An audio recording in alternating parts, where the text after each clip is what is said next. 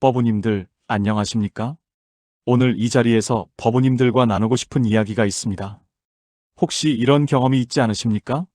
누군가에게 정말 마음을 다해 잘해줬는데, 오히려 그 사람이 당연하다는 듯이 받아들이더라는 경험 말입니다. 직장에서 동료의 일까지 대신 해주었는데, 감사는커녕 더 많은 일을 떠맡기게 되었다든지, 가족을 위해 자신의 모든 것을 희생했는데, 오히려 무시당하고 섭섭함만 커졌다든지 하는 일들 말이지요. 그럴 때마다 마음 한편으로는 내가 너무 바보같이 살고 있는 건 아닌가 하는 생각이 드실 겁니다. 착하게 살라고 했는데 왜 착하게 살면 손해만 보는 것 같은지, 왜 선량한 마음이 오히려 독이 되는 것 같은지 답답하고 서러우셨을 것입니다. 특히 요즘같이 각박한 세상에서는 더욱 그런 생각이 드실 텐데요. 하지만 법우님들, 부처님께서는 이미 오래전에 이런 상황에 대해 깊은 가르침을 주셨습니다. 단순히 무조건 잘해주는 것이 진정한 자비가 아니라는 것을요. 진정한 지혜로운 삶은 언제 베풀고 언제 물러서야 하는지를 아는 것이라고 말씀하셨습니다. 오늘은 부처님의 가르침을 통해 왜 사람에게 무조건 잘해주면 도리어 복이 떠나게 되는지, 그리고 어떻게 해야 진정으로 지혜로운 관계를 맺을 수 있는지에 대해 6가지 핵심 이유를 살펴보겠습니다. 이 가르침들을 통해 법우님들께서는 더 이상 일방적으로 베풀다가 상처받는 일 없이 진정으로 상대방을 위하면서도 자신의 복을 지키는 지혜를 얻으실 수 있을 것입니다. 그동안 착한 마음으로 살아오시면서 많은 상처를 받으셨을 법우님들의 마음을 깊이 이해합니다. 하지만 오늘 이 시간을 통해 그 상처들이 모두 치유되고 앞으로는 더욱 지혜롭고 당당하게 살아가실 수 있는 힘을 얻으시기를 간절히 바랍니다. 부처님의 가르침 안에는 분명히 그 해답이 있습니다. 지금부터 함께 그 지혜의 문을 열어보시겠습니까? 첫 번째로, 무조건적인 베풀기가 상대방에 감사하는 마음을 앗아간다는 점입니다. 법우님들 생각해 보십시오. 우리가 매일 마시는 공기에 대해 얼마나 감사하고 계십니까? 아마도 대부분의 경우 당연하게 여기고 계실 것입니다. 왜냐하면 공기는 언제나 그곳에 있었고 우리가 특별히 노력하지 않아도 얻을 수 있었기 때문입니다. 인간관계도 마찬가지입니다. 너무 쉽게, 너무 자주, 너무 많이 베풀면 상대방은 그것을 당연하게 받아들이게 됩니다. 법구경에서 부처님께서는 이렇게 말씀하셨습니다. 물이 항상 흐르는 곳에서는 사람들이 그 소중함을 잊게 된다. 가끔 메마를 때가 있어야 물의 진정한 가치를 안다. 이는 단순히 물에 대한 이야기가 아니라 모든 베품과 관계에 대한 깊은 가르침입니다. 제가 상담을 하면서 만난 한 어머니의 이야기를 들려드리겠습니다.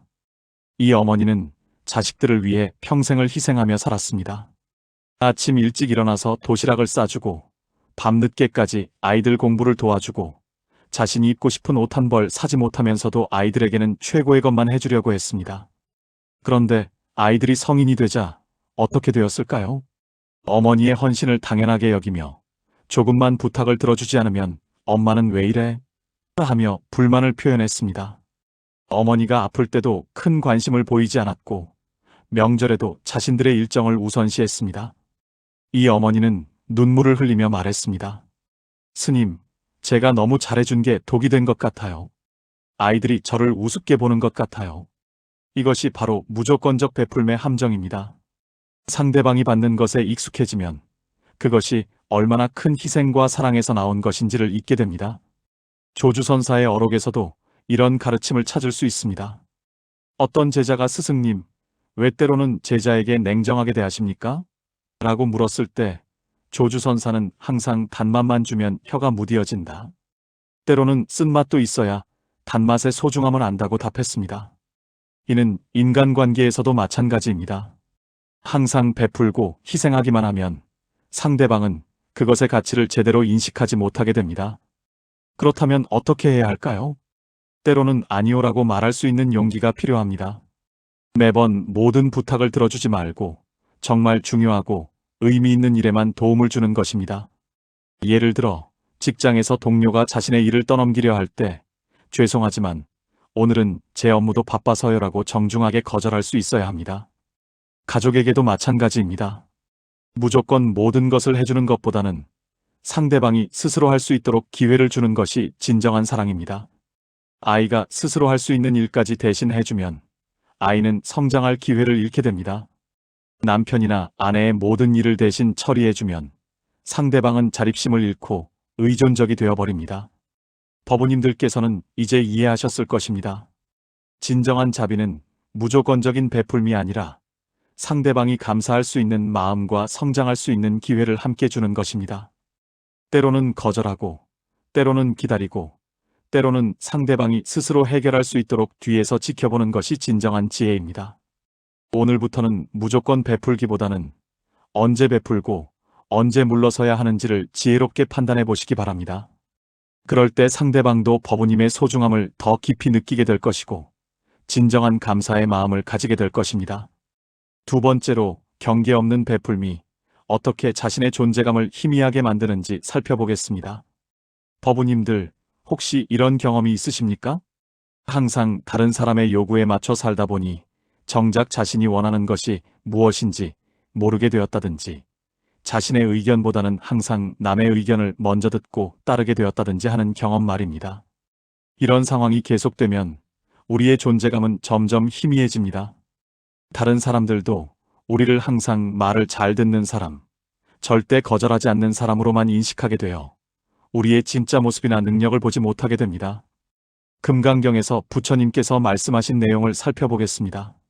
모든 존재는 고유한 불성을 가지고 있으며 그 불성을 잃어버리는 것이야말로 가장 큰 불행이다. 여기서 불성이란 우리 각자가 가진 고유한 본성, 개성, 존재 가치를 의미합니다. 우리가 항상 다른 사람에게만 맞춰 살면 이 소중한 불성을 잃어버리게 됩니다.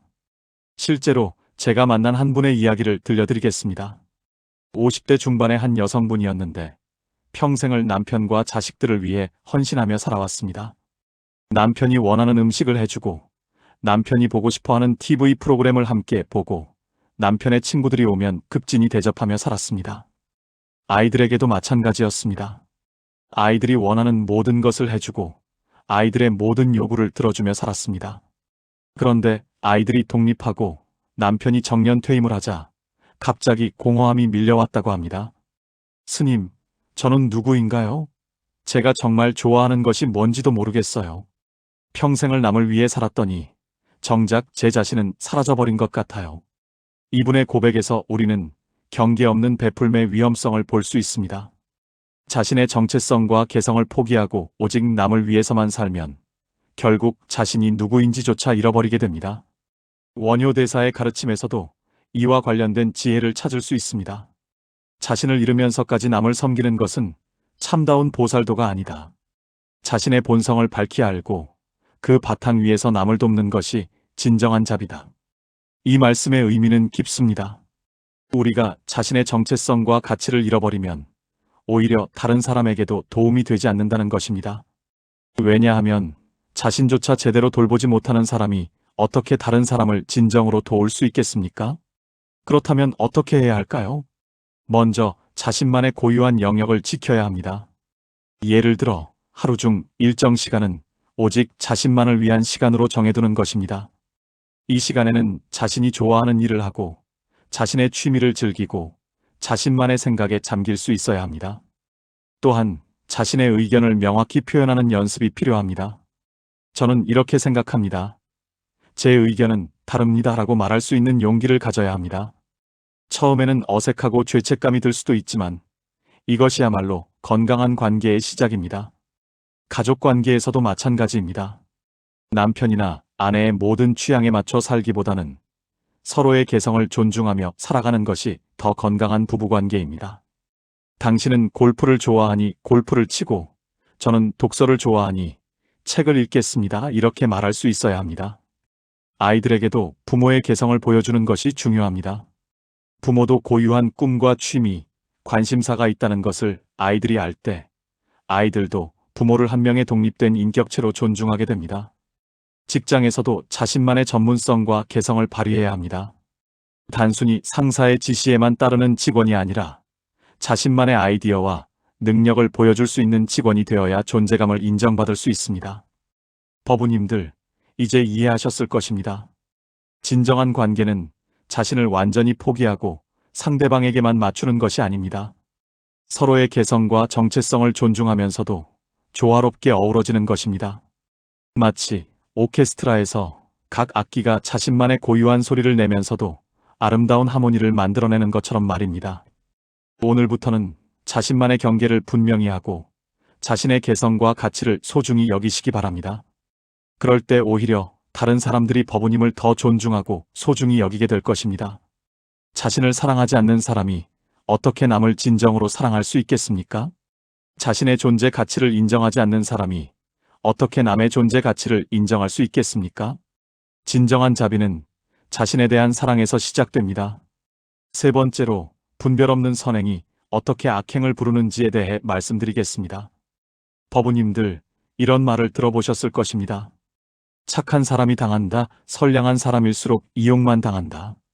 많은 분들이 이런 현실에 좌절하고 계실 텐데요. 그런데 부처님께서는 이미 이러한 현상에 대해 깊은 가르침을 주셨습니다. 바로 분별 없는 선행은 오히려 악행을 불러일으킨다는 것입니다.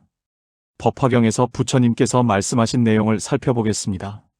지혜 없는 자비는 악을 키우고 자비 없는 지혜는 냉혹함을 만든다. 진정한 보살은 자비와 지혜가 함께 있는 사람이다. 이 말씀의 의미를 깊이 생각해 보셔야 합니다. 무조건적인 자비, 즉 분별 없는 선행은 오히려 상대방의 악한 면을 키울 수 있다는 것입니다. 실제 사례를 통해 설명해 드리겠습니다. 한 어머니가 아들의 잘못된 행동을 계속 덮어주고 변명해주며 살았습니다. 아들이 학교에서 친구를 때려도 우리 아이가 먼저 그랬을 리 없다며 아들을 감쌌습니다. 아들이 거짓말을 해도 아직 어려서 그런 것이라며 넘어갔습니다. 아들이 돈을 훔쳐도 혹시 필요한 게 있었나 보다며 이해해 주었습니다. 그 결과 어떻게 되었을까요? 아들은 점점 더 큰 잘못을 저지르게 되었고 결국 성인이 되어서는 사기죄로 감옥에 들어가게 되었습니다. 이 어머니의 무분별한 사랑이 오히려 아들을 망친 것입니다. 회사에서도 마찬가지입니다. 어떤 직장인이 항상 동료들의 실수를 대신 수습해주고 동료들이 잘못한 일까지 덮어주며 살았습니다. 처음에는 참 착한 사람이라는 평을 받았지만 시간이 지날수록 동료들은 점점 더 무책임해졌습니다. 자신들의 실수는 어차피 이 사람이 수습해줄 것이라고 생각하게 된 것입니다. 결국 이 사람은 회사에서 모든 굳은 일을 떠맡게 되었고 동료들은 점점 더 이기적이고 무책임하게 변했습니다. 달마대사의 가르침에서도 이런 지혜를 찾을 수 있습니다. 선악을 분별하지 못하고 무조건 베푸는 것은 어리석음이다. 때로는 냉정하게 거절하는 것이 상대방을 위한 진정한 자비다. 이는 매우 중요한 가르침입니다.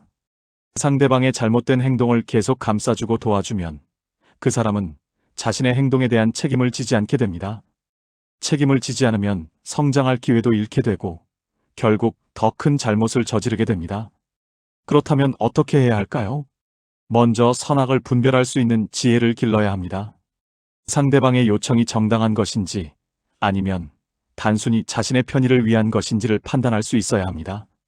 예를 들어 직장 동료가 바쁘니까 이 일 좀 대신 해줘라고 할 때 정말로 그 동료가 바쁜지 아니면 단순히 귀찮아서 떠넘기는 것인지를 살펴보아야 합니다.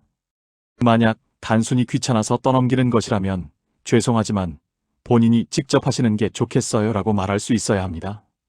가족 관계에서도 마찬가지입니다.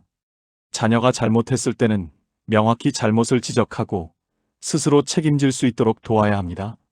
엄마가 대신 해줄 게가 아니라 내가 잘못한 일이니까 내가 직접 사과하고 해결해야 한다고 말해야 합니다. 배우자가 무책임한 행동을 할 때도 계속 덮어주기보다는 이런 식으로는 안 된다고 분명히 말할 수 있어야 합니다. 이것이 진정한 사랑입니다. 또한 도움을 요청받았을 때도 신중하게 판단해야 합니다. 정말로 도움이 필요한 상황인지 아니면 상대방이 스스로 해결할 수 있는데 편의를 위해 도움을 요청하는 것인지를 구분해야 합니다. 만약 상대방이 충분히 스스로 할 수 있는 일이라면 도와주는 것보다는 스스로 해결할 수 있도록 격려하는 것이 더 좋습니다.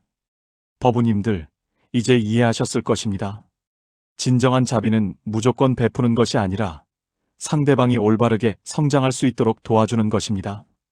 때로는 단호하게 거절하고 때로는 냉정하게 잘못을 지적하는 것이 진정한 사랑입니다. 상대방의 잘못된 행동을 계속 감싸주는 것은 사랑이 아니라 방종을 키우는 것입니다. 오늘부터는 지혜로운 자비를 실천해 보시기 바랍니다. 상대방을 진정으로 사랑한다면 때로는 아픈 말도 할 수 있어야 하고 때로는 도움을 거절할 수도 있어야 합니다. 그것이야말로 상대방의 성장을 위한 진정한 배려입니다. 네 번째로, 과도한 베풀미 어떻게 자신의 에너지를 고갈시키고 결국 아무도 도울 수 없게 만드는지 살펴보겠습니다. 버부님들, 혹시 이런 느낌을 받아본 적이 있으십니까? 항상 남을 도와주고 베풀다 보니 정작 자신을 위한 시간과 에너지가 전혀 남지 않게 되었다든지, 몸과 마음이 너무 지쳐서 더 이상 아무것도 하고 싶지 않다든지 하는 경험 말입니다. 이런 상태를 불교에서는 에너지 고갈이라고 부릅니다. 아비달마론에서 부처님께서는 이렇게 말씀하셨습니다. 등불이 기름이 떨어지면 꺼지듯이 사람도 자신의 에너지가 고갈되면 더 이상 남을 비출 수 없다. 먼저 자신의 등불을 밝혀야 남을 밝힐 수 있다. 이는 매우 중요한 가르침입니다. 자신의 에너지를 모두 소진해버리면 결국 아무도 도울 수 없게 된다는 것입니다. 실제로 제가 만난 한 분의 이야기를 들려드리겠습니다. 40대 초반의 한 여성분이었는데 정말 헌신적으로 살아온 분이었습니다. 직장에서는 동료들의 일까지 대신 처리해주고 집에서는 가족들의 모든 요구를 들어주며 주말에는 봉사활동까지 나가는 분이었습니다. 처음에는 모든 사람들이 이분을 칭찬하고 고마워했습니다. 그런데 몇 년이 지나자 이분에게 심각한 문제가 생겼습니다. 만성 피로에 시달리고 우울증이 찾아왔으며 사소한 일에도 짜증이 나고 화가 치밀어 올랐습니다. 결국 병원에 입원까지 하게 되었는데 그제서야 주변 사람들이 깨달았습니다. 이분이 없으면 아무것도 제대로 돌아가지 않는다는 것을요. 하지만 이미 늦었습니다. 이분은 너무 지쳐서 더 이상 아무도 도울 수 없는 상태가 되었고 오랜 시간 동안 회복하는 데만 집중해야 했습니다. 선덕 여왕의 이야기에서도 비슷한 교훈을 찾을 수 있습니다. 선덕 여왕은 백성들을 위해 헌신적으로 정치를 펼쳤지만 동시에 자신의 건강과 에너지 관리도 소홀히 하지 않았습니다. 매일 일정한 시간을 명상과 휴식에 할애했고 신하들에게 일을 적절히 분담하여 혼자서 모든 것을 짊어지지 않았습니다. 그래서 오랜 기간 동안 안정적으로 나라를 다스릴 수 있었던 것입니다. 현대의 심리학에서도 이를 번아웃 증후군이라고 부르며 과도한 헌신이 오히려 모든 것을 망칠 수 있다고 경고하고 있습니다. 그렇다면 어떻게 해야 할까요? 먼저 자신의 에너지 상태를 정기적으로 점검해야 합니다. 마치 자동차의 연료 게이지를 확인하는 것처럼 자신의 체력과 정신력이 어느 정도인지를 파악해야 합니다. 만약 에너지가 70% 이하로 떨어졌다면 새로운 부탁이나 요청은 정중히 거절하고 자신의 회복에 집중해야 합니다. 또한 에너지를 회복할 수 있는 자신만의 방법을 찾아야 합니다. 어떤 분은 독서를 통해 마음의 평안을 찾고 어떤 분은 산책이나 운동을 통해 체력을 회복합니다. 또 다른 분은 명상이나 연부를 통해 정신적 에너지를 충전합니다. 중요한 것은 자신에게 맞는 에너지 충전 방법을 찾아서 정기적으로 실천하는 것입니다. 가족 관계에서도 마찬가지입니다. 가족의 모든 일을 혼자서 처리하려고 하지 말고 가족 구성원들에게 적절히 역할을 분담해야 합니다. 아이들도 나이에 맞는 집안일을 하게 하고 배우자와도 가사를 분담하는 것이 건강한 가정의 모습입니다. 직장에서도 모든 일을 혼자 떠안으려고 하지 말고 동료들과 협력하여 일을 처리하는 지혜가 필요합니다. 이 일은 제가 하고 저 일은 다른 분이 해주시면 좋겠습니다라고 말할 수 있어야 합니다. 무엇보다 중요한 것은 아니오라고 말할 수 있는 용기입니다. 자신의 에너지 상태를 고려하지 않고 무조건 예라고 대답하는 것은 지혜로운 태도가 아닙니다. 죄송하지만 지금은 여유가 없어서요. 다음에 도와드릴게요. 이렇게 말할 수 있어야 합니다. 처음에는 미안한 마음이 들 수도 있지만 이것이야말로 장기적으로 더 많은 사람을 도울 수 있는 방법입니다. 스스로 지쳐서 쓰러지면 아무도 도울 수 없지만 적절히 에너지를 관리하면 오랫동안 꾸준히 도움을 줄 수 있습니다. 또한 다른 사람들에게도 자립할 수 있는 기회를 주는 것입니다. 항상 누군가가 대신 해주면 스스로 할 수 있는 능력을 기를 기회가 없지만 때로는 혼자 해결해야 할 상황에 놓이면 놀라운 잠재력을 발휘하게 됩니다. 버부님들, 이제 이해하셨을 것입니다. 진정한 베풀문 자신의 에너지를 모두 소진하면서 하는 것이 아닙니다. 자신의 상태를 잘 관리하면서 지속 가능한 방식으로 남을 도우는 것입니다. 마치 샘물이 마르지 않도록 관리해야 계속해서 많은 사람들이 그 물을 마실 수 있는 것처럼 말입니다. 오늘부터는 자신의 에너지 상태를 점검하고 적절한 휴식과 회복 시간을 가지시기 바랍니다. 그것이야말로 장기적으로 더 많은 사람을 도울 수 있는 지혜로운 방법입니다. 5번째로, 무분별한 호의가 어떻게 상대방의 성장 기회를 빼앗는지에 대해 살펴보겠습니다. 법우님들, 부모나 선생님이 아이의 모든 숙제를 대신 해준다면 그 아이는 어떻게 될까요? 당장은 편할 수 있지만 결국 스스로 문제를 해결하는 능력을 기를 수 없게 됩니다. 이와 같은 원리가 모든 인간관계에 적용됩니다. 유마경에서 부처님께서 말씀하신 내용을 살펴보겠습니다. 진정한 보살은 중생을 의존적으로 만드는 자가 아니라 중생이 스스로 깨달을 수 있도록 돕는 자다. 이 말씀의 깊은 의미를 생각해 보시기 바랍니다. 우리가 다른 사람을 도울 때의 궁극적인 목표는 그 사람이 우리에게 의존하게 만드는 것이 아니라 그 사람이 스스로 문제를 해결할 수 있는 능력을 기르도록 돕는 것이어야 합니다. 실제 사례를 들어서 설명해 드리겠습니다. 한 회사에서 일하는 신입사원이 있었습니다. 이 신입사원은 일을 처리하는 속도가 느리고 실수도 자주 했습니다.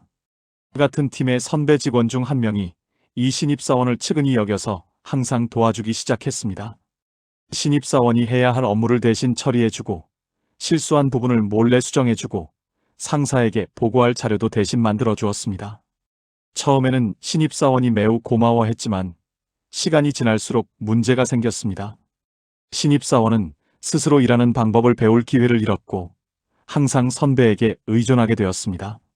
1년이 지나도 여전히 혼자서는 제대로 된 업무를 처리할 수 없었고 선배가 없으면 아무것도 할 수 없는 상태가 되었습니다. 결국 이 신입사원은 회사에서 퇴출되고 말았습니다. 선배의 선의가 오히려 신입사원의 성장을 막고 결국 해를 끼친 것입니다. 반대로 다른 팀의 선배는 어떻게 했을까요? 신입사원이 실수를 하면 그 실수를 지적해주고 올바른 방법을 가르쳐준 다음 다시 스스로 해보도록 했습니다. 처음에는 시간이 많이 걸리고 신입사원도 힘들어했지만 점차 스스로 문제를 해결하는 능력이 생겼습니다. 1년 후에는 이 신입사원이 팀에서 가장 실력 있는 직원 중 하나가 되었습니다. 이것이 바로 진정한 도움의 차이입니다. 해능대사의 가르침에서도 이런 지혜를 찾을 수 있습니다. 물고기를 주면 하루 먹을 수 있지만 물고기 잡는 방법을 가르쳐주면 평생 먹을 수 있다. 이는 단순히 물고기에 대한 이야기가 아니라 모든 도움과 교육에 대한 근본 원칙입니다. 당장의 문제를 해결해주는 것보다 그 사람이 스스로 문제를 해결할 수 있는 능력을 기르도록 돕는 것이 진정한 자비입니다. 가정에서도 마찬가지입니다.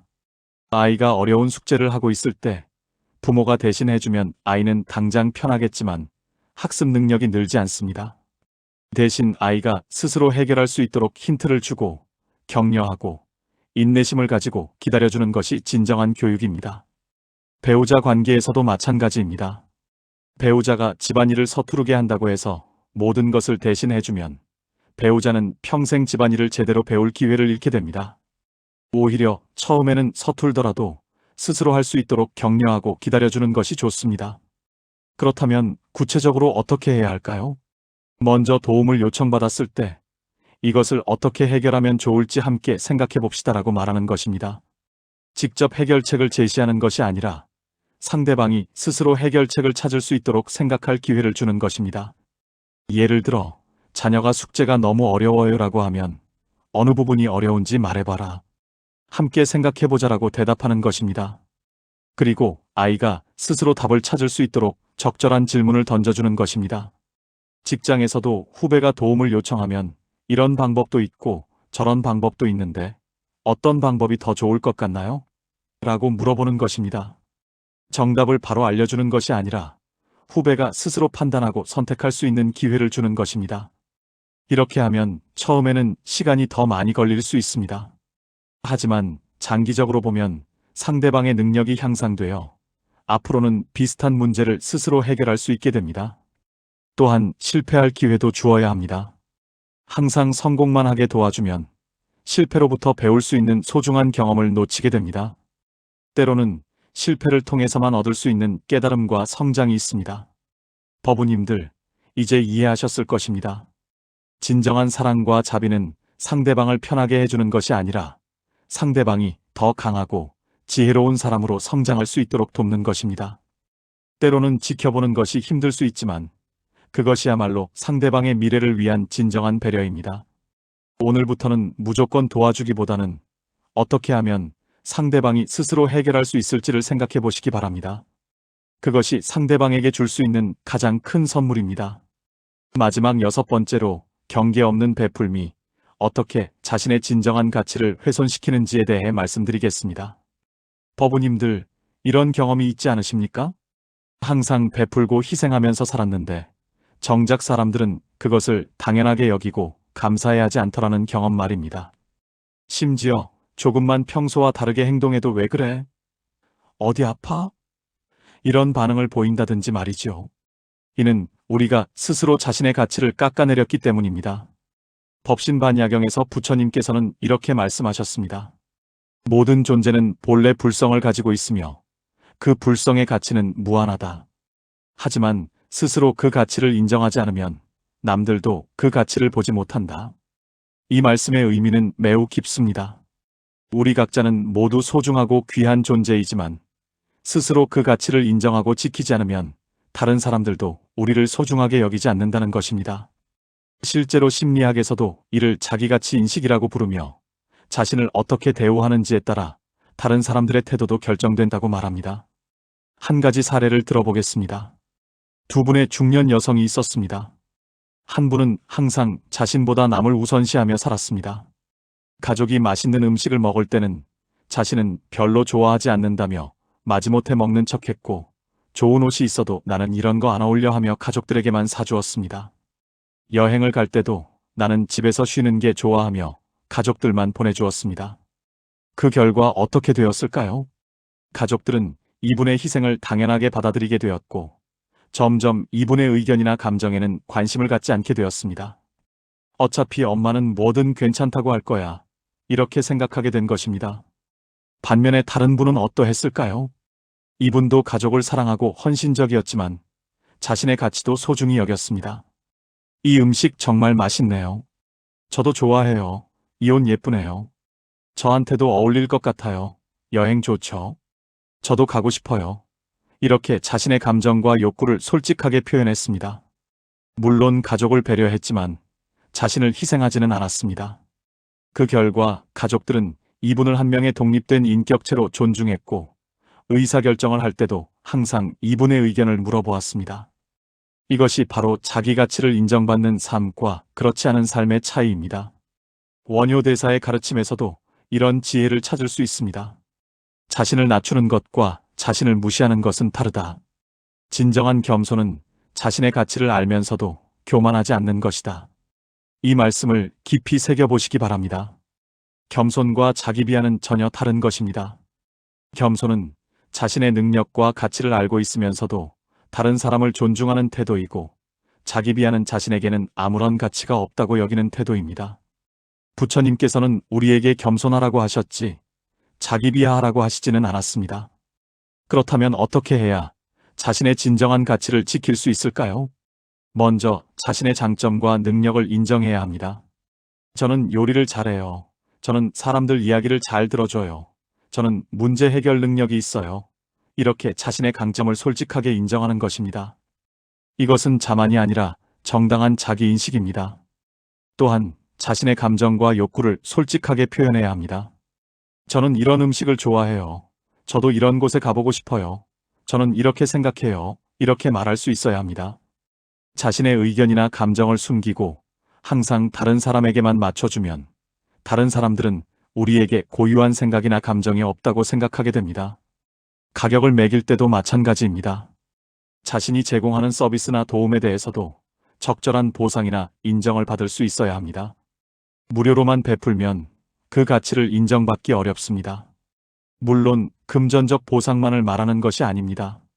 감사 인사나 상호 존중 등도 중요한 보상입니다. 예를 들어 가족의 일을 도와주었을 때 고마워 한마디라도 들을 수 있어야 하고 그것이 당연한 권리임을 알아야 합니다. 만약 감사 인사조차 받지 못한다면 제가 도움을 드렸는데 감사 인사 정도는 해주시면 좋겠어요 라고 말할 수 있어야 합니다. 또한 자신만의 시간과 공간을 확보해야 합니다. 항상 남을 위해서만 사는 것이 아니라 자신을 위한 시간도 당당하게 가져야 합니다. 오늘은 제가 쉬는 시간이에요. 지금은 제가 좋아하는 일을 하고 있어요. 이렇게 말할 수 있어야 합니다. 무엇보다 중요한 것은 거절할 권리를 행사하는 것입니다. 모든 부탁을 다 들어줄 필요는 없습니다. 자신의 상황과 능력을 고려해서 죄송하지만 지금은 어려워요 라고 말할 수 있어야 합니다. 이것은 이기적인 행동이 아니라 건강한 경계를 설정하는 것입니다. 법우님들, 이제 모든 것을 이해하셨을 것입니다.